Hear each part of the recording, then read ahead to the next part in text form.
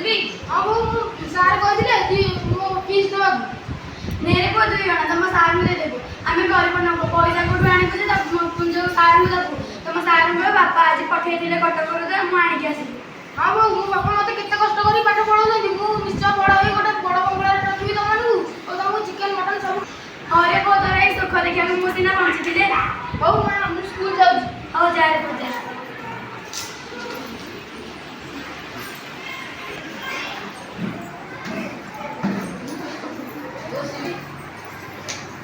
ଆଜ୍ଞା ହରିଶ୍ଚନ୍ଦ୍ର ବାବୁ ନମସ୍କାର। ନମସ୍କାର। ଆଉ ତମ କାମ ସବୁ ସରିଗଲା? ଆଜ୍ଞା ମୋ କାମ ସରିଗଲା। ଆଉ ସବୁ ତମ ପୁଅର ପାଠ ପଢ଼ା କେମିତି ଚାଲିଛି? ମୋ ପୁଅ ମାଇନର ପରୀକ୍ଷା ଦେବ। ଆଉ ବର୍ତ୍ତମାନ ତମ ଚାକିରି ଚାଲିଯିବ। ଆଉ 2 ମାସ ତମ ଚାକିରି କରିବ, ତାପରେ ତମ ପେନସନ ପାଇବ। ଆଜ୍ଞା ପେନସନ୍? ହଁ ପେନସନ। ହଉ ଆଜ୍ଞା ନମସ୍କାର। ହେ ଭଗବାନ ମୋତେ ଦୁଃଖ କଷ୍ଟ କାହିଁ ଦେଉଅଛ? ମୋ ପୁଅ ମୋ ଚାକିରି ଚାଲିଗଲେ ମୋ ପୁଅ ପାଠ ପଢ଼ିବ କେମିତି? ମୋ ପୁଅ ଜନ୍ମଦିନଠାରୁ ମୁଁ ତା ପ୍ରତି ଗୋଟେ ବଡ଼ ଆଶା ରଖିଛି। ସେ ଆମ ମଫସଲର ପୋଷ୍ଟ ଅଫିସରେ ସବ୍ ପୋଷ୍ଟ ମାଷ୍ଟର ହେବ। ସେ ସବ୍ ପୋଷ୍ଟ ମାଷ୍ଟର ହେବ। ମୋ ଚାକିରି ଚାଲିଗଲେ ମୁଁ କେମିତି କରିବି ପ୍ରଭୁ? ମୋ ପୁଅ ତମେ ହିଁ ସାହା ହୁଅ ପ୍ରଭୁ। ଆଜି ପୋଷ୍ଟ ମାଷ୍ଟର ବାବୁଙ୍କ ପାଖକୁ ଯିବି। ମୋ ଦୁଃଖ ନ ଜଣେ ସେ ମୋ ଦୁଃଖ କେମିତି ଜାଣିବେ? ମୁଁ ଯାଏ ସନ୍ଧ୍ୟାବେଳୁ ପୋଷ୍ଟ ମାଷ୍ଟର ବାବୁଙ୍କ ପାଖକୁ ଯିବି। ହେଲା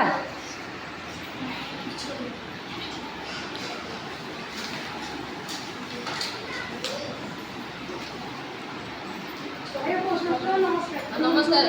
ଆଉ ହରିସିଂ ଆସିଗଲା ଟିକେ ଘୋଷଣା ଗୁଡ଼ା ତମ ଟିକେ ବାବୁ ବାବୁ ସୁଧଟା ଟିକେ ବାବୁ ବାବୁ ଆପଣ ଗୋଟେ କଥାଟେ କହିବି? କହୁନ। ତମକୁ କିଏ ମନା କରିଛି? ତମେ ତ ଆମ ନିଜ ଲୋକ।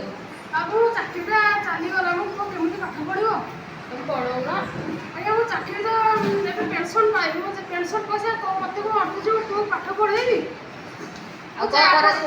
ଆପଣଙ୍କ ଦୟାରୁ ମୋ ଚାକିରିଟା 2 ବର୍ଷ ବଢ଼ିଯାଆନ୍ତା ତାହେଲେ ମୋ ପୁଅଟି ମାଇନର ପାସ୍ କରିଯାଆନ୍ତା ବାବୁ। ହଉ ତମେ ଗୋଟେ ମୋତେ ଦରଖାସ୍ତଟେ ଲେଖିକି ଦିଅ। ଆଉ ମୁଁ ସଦରକୁ ପଠେଇବି। ସଦର ପଠେଇ ସାରିଲା ପରେ ତମର ସବୁ ଉପର ଅଫିସର ଚିହ୍ନା। ତମେ ଏତେ କ'ଣ ଉପର ଅଫିସର ମାନଙ୍କର କେତେ ସେବା କରିଛୁ, ତାଙ୍କ ଗୋଡ଼ ବସିଛୁ, ଖାଇବା ପିଇବାକୁ ଦେଇଛୁ, କେତେ କାମ ଦାମ କରିଛୁ। ଯଦି ତୋ ଭାଗ୍ୟ ଭଲ ଥିବ, ତୋତେ ଭଲ ପାଉଥିବେ, ତୋତେ ଚାକିରିଟି ସେ ଖଣ୍ଡେ ଦେବେ। ହଉ ବାବୁ ନମସ୍କାର। ହଉ ନମସ୍କାର।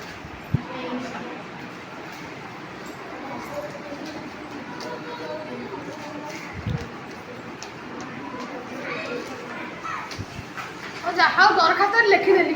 ପୋଷ୍ଟ ମାଷ୍ଟର ବାବୁଙ୍କୁ ଦରଖାସ୍ତ ଦେଇ ଆସେ। ପ୍ରଭୁ ମୋ ଦୁଃଖ ଯଦି ପୋଷ୍ଟ ମାଷ୍ଟର ଟିକେ ଶୁଣି ଦିଅନ୍ତେ ତାହେଲେ ମୋ ପୁଅଟି ମାଇନର ପାସ୍ କରିଯାଆନ୍ତା।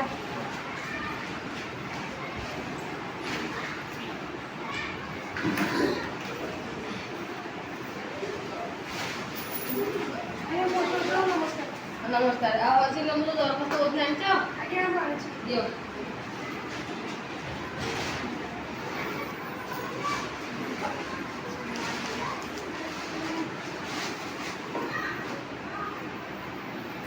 ହଉ ତମ ଦରଖାସ୍ତ ମୁଁ ସଦର ପଠେଇଦେବି। ତମ ଭାଗ୍ୟ ଯଦି ଭଲ ଥିବ ତମକୁ ସେ ବଡ଼ ଲୋକମାନଙ୍କୁ ଚାକିରି ଦେବେ ଆଉ। ହଉ ଆପଣ ଟିକେ ଦେଖ। ହଉ।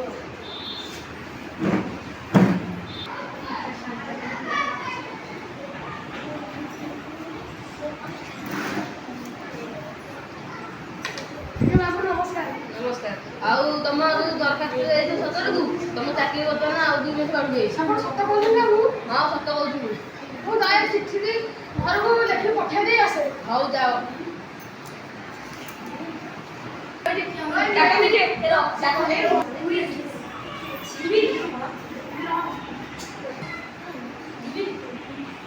ଚିଠି ଅନିଲ ବାବୁ ଆପଣଙ୍କ ଚିଠି ଅଛି।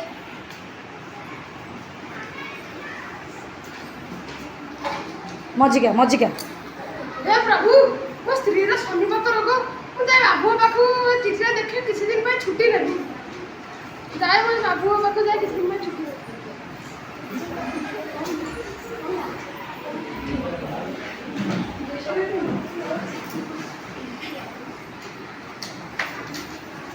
ବାବୁ ମୋ ସ୍ତ୍ରୀର ଶନିପାତ ରୋଗ ମୋତେ କିଛି ଦିନ ପାଇଁ ଛୁଟି ଦରକାର। ବାବୁ ଗାଁରୁ ଚିଠି ଆସିଛି।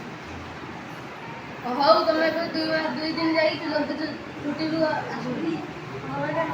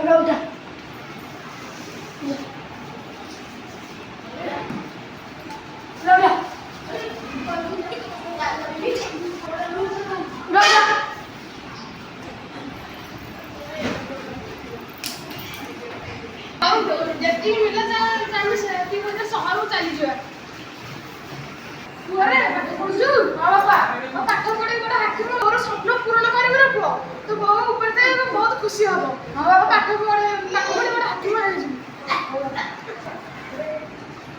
बापा मोर आज परीक्षा परीक्षा देवा घर पुआ जा प्रभु मो को परीक्षा पास करे बड़ हाकिम कर प्रभु मोर एत विनता करे हे प्रभु काम कर बाबा बाबा गोड़े गल तुम बाबा मुझे परीक्षा देके आसली परीक्षा भल जाए मुझे निश्चय पास करी प्रभु तुम साहब प्रभु साहब 2 मास पर 2 मास पर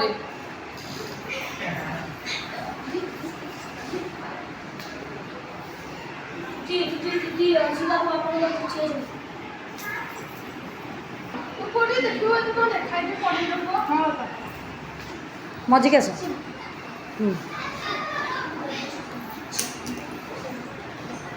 बाबा वो 2 मास पूर्व जो डाक्टर पोस्ट सपोज नरसा को परीक्षा देथली एदरो पास कर जाई ए प्रभु दुखी दुख होता सुनला तो को को ता लक्ष्य साहब पहुंचला है प्रभु मोर एत्ती विनती थिला मैं ताको तो साहब प्रभु को ए सकाळ पोस्ट मिले देखा हां बाबा एटा ମୁଁ ତ କାମ କରିବି ପୁଅ ବି ଅଫିସରୁ ଆସିଲେ ତା ଖାଇବାକୁ ଦେବି ତା ସଫା କରିଦେବି ମୁଁ ଯାଏ ପୁଅ ଆସିବନି ବାପା ବାପା ତମେ କୁଆଡ଼େ ଗଲ ହଁ ପୁଅ ଯାଉଛି ଏଇନି ଆମର ମାସକର ଦରମା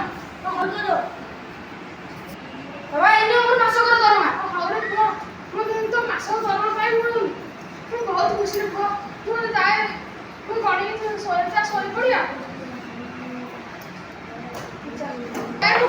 ड्रेस पत्र किनी आनी से ए ड्रेस पिंधि बापू ड्रेस आनी से ए ड्रेस पिंधि पोस्ट ऑफिस जो मु जाए तबे सब ड्रेस बापू ड्रेस किनी आनी रंगीन लाल तो तैयार रंगीन लाल तो तैयार है कॉलेज जा बापू ऊपर जूता रखो अजय दिया आज धरा एकटा दियो दियो बोल गई ना तापर ये खुशी है बापू छोटे छोटे ड्रेस तो पिंधि दो सुन बापू तम भाई नाही नाही बापू बड़ा हाथी होई सी देखियो ड्रेस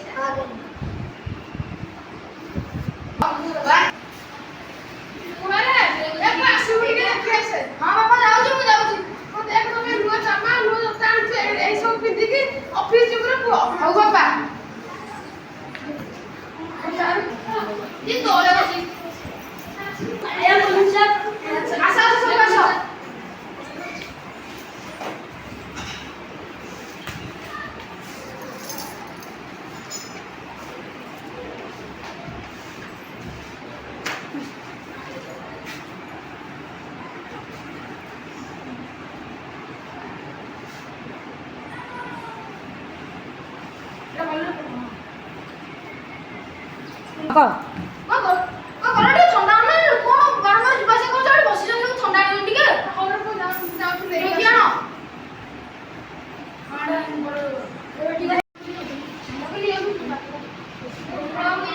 ଆମ ଘର ଚାକର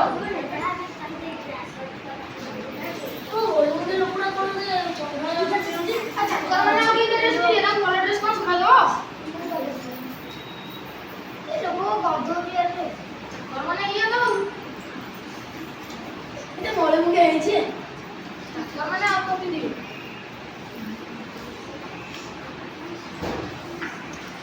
ହଉ ମିଟିଂ ସରିଲା ସମସ୍ତେ ଯାଅ ଯାଅ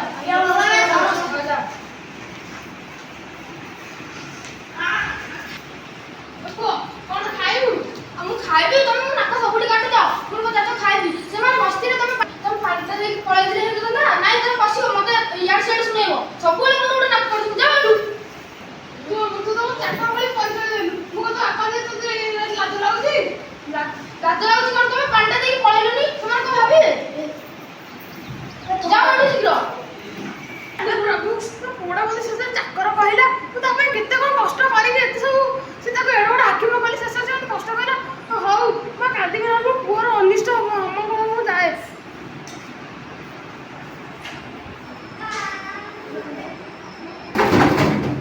ଦେଖେ ମୁଁ ପୁଅଟେ ଆସିବ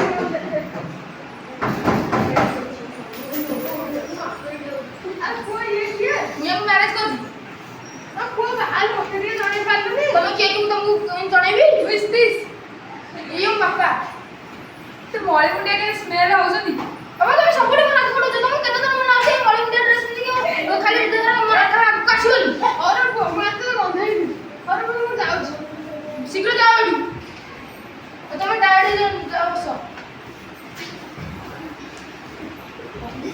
ଓହୋ କେତେ ଗରମ ହେଲାଣି କୋଲ୍ଡ ଡ୍ରିଙ୍କ୍ସ ଓହୋ କି ଗରମ ହେଲାଣି କୋଲ୍ଡ ଡ୍ରିଙ୍କ୍ସ ଟିକେ ଦିଅ ବାବା କଣ କଣ ବେଗି ଆସ ଯାଉଛି ରେ ପୁଅ ଯାଉଛି ଟିକେ ବେଗି ଦେଇ ଥଣ୍ଡା ଆଣିକି ଆସ ଯାଉଛି ବେଗି ଆସୁନ ଶହେ କିଲୋମିଟର ଆସୁଛନ୍ତି ନିଅ ବେଗି ଯାଉନ ଏଠୁ ଚାଲ ହେଇକି ଯାଉଛନ୍ତି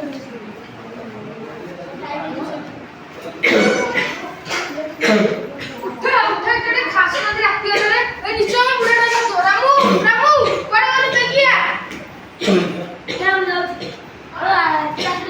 ଏ ବୁଢ଼ାଟା ଖାସି ନେଇ ତାକୁ କିଏ ବଡ଼ ପାଣି ଦେଇ ଆସିବୁ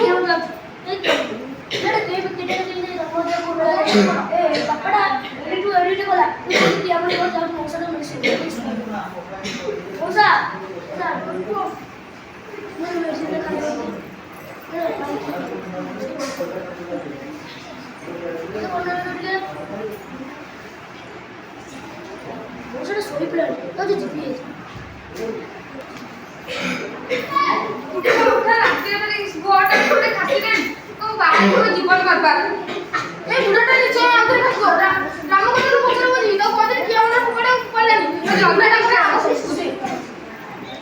উঠা উঠা বেগি উঠা তুমি কত দিন না যাই তাকে দেখে बाहर जाओ तुम बाहर जाओ और तो वो जिनसे पत्र नहीं करी बेटी जाओ ना और को मैं तो कल्ला को पे केते को कष्ट पाइली तो गेड़ा ना को और को मु जाओ बेटी और से हम बुढ़ाटा काळा वाला आइडू से हम बाटे सब जागा मारका से गोटे कंटा काळा वाला से करू आओ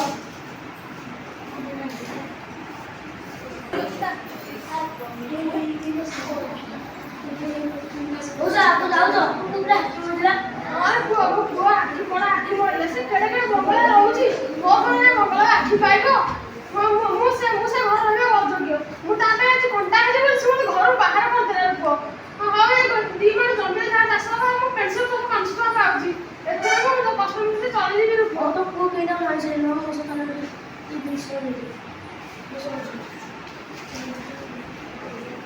और वो खाए पे खर्च ना करो और को खाई दिए से खाई को करने और अभी छोटा बड़ा वीडियो जाओ मोसा बोल रहे हो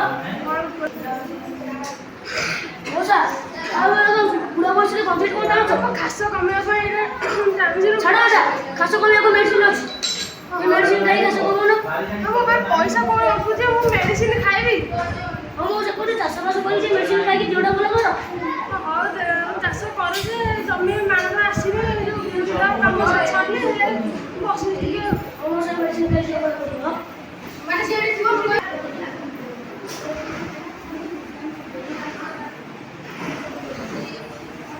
ଚିଠି ଗୋପାଳ ବାବୁ ଆପଣଙ୍କ ଚିଠି ଆଜି ନିଅନ୍ତୁ। କ'ଣ ମୁଁ ସସ୍ପେଣ୍ଡ ହେଇଯାଇଛି? ଏବେ କ'ଣ କରିବା? କ'ଣ ମୁଁ ସସ୍ପେଣ୍ଡ ହେଇଗଲି? କ'ଣ ପାଇଁ ସସ୍ପେଣ୍ଡ କ'ଣ ହେଲା? କ'ଣ ଲେଖା ହେଇଛି ମୁଁ ଲାଞ୍ଚ ନେବା କେସରେ ସସ୍ପେଣ୍ଡ ହେଇଯାଇଛି? ଯେ ବାପା ମୋତେ ତଡ଼ିଦେଲେ ଏଥିପାଇଁ ବାପାଙ୍କ ଅଭିଶାପଟା ମୋ ଉପରେ ପଡ଼ିଲା। ଅଭିଶାପ ମୋତେ ଏବେ ପଡ଼ୁଛି। ଚାଲ ବାପାଙ୍କୁ ପାଉଛି ବାପାଙ୍କୁ ଭୁଲ ମାଗିବା। ବାପାଙ୍କର ଯୋଉ ଜମି ବାଡ଼ି ଅଛି ବିକ୍ରି ବସି ଖାଇବା। ଦେଖିବା ଚାଲ କ'ଣ ହେଉଛି ଦେଖିବା। ନମସ୍କାର ନମସ୍କାର। ଆରେ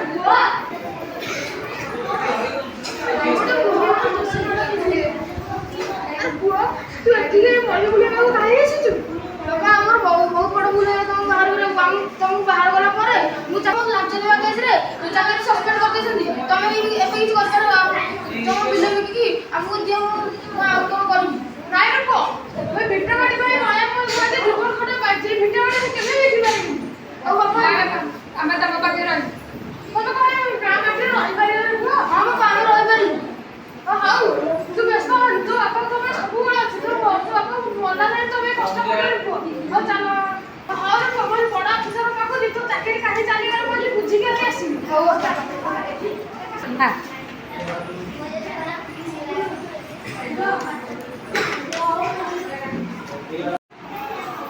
ନମସ୍କାର।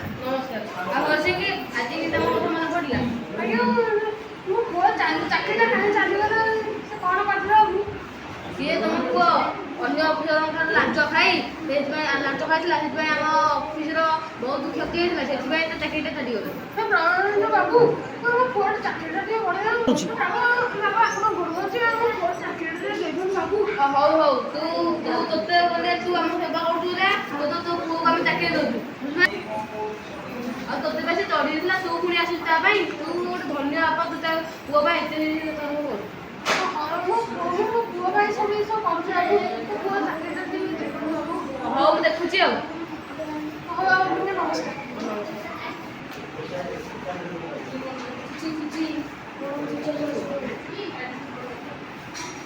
ବାବା ଗୋଟେ ଖୁସି କର ମୁଁ ଆଉ ଚାକିରି ପାଇଯାଇଛି। ଆଉ ପୁଅ ତୁ ଏଥିରେ କ'ଣ ଲେଖା ଅଛି ପଢ଼ିବି ନା ପୁଅ? ଲେଖା ହେଇଛି ବାବା ମୁଁ ତମର ପାଇଁ ଆଜି ଚାକିରି ପାଇଯାଇଛି। ତମେ ଯୋଉ କହିଲ ସେ ସେଇଠିକୁ ମୋତେ ଚାକିରି ଦେଇଦେବି। ସେମାନଙ୍କୁ ଦେଖିବି କେବେ ତମ ବାପା କହିଲେ ଭୁଲ କରିବନି ବାପାଙ୍କୁ ତଡ଼ିବାକୁ। ହଉ ରେ ପୁଅ ଯା ତୁ ଚାକିରି କରିବୁ ଯା। ବାପା ନାଇଁ ଚାଲିବି। ନାଇଁ ବାପା ତମେ ଛାଡ଼ି ଯିବ। ବାପା ମୋର ଭୁଲ ହେଇଯାଇଛି ତମକୁ ତଡ଼ିଦେବି। ନାଇଁ ଭୁଲ ହେଇଯାଇଛି ତମକୁ ଭୁଲ ହେଇଯାଇଛି ତମେ ଚାଲ ନହେଲେ ମୁଁ ଯିବିନି। ଆମ ବାପା ମାଆଙ୍କୁ କେବେ ଅସମ୍ମାନ କରନ୍ତି ନାହିଁ। ସେ ତାଙ୍କ କଷ୍ଟରେ ହିଁ ଆମେ ଆଜି ଏତେ ବଡ଼ ଲୋକ ହେଇପାରିବୁ।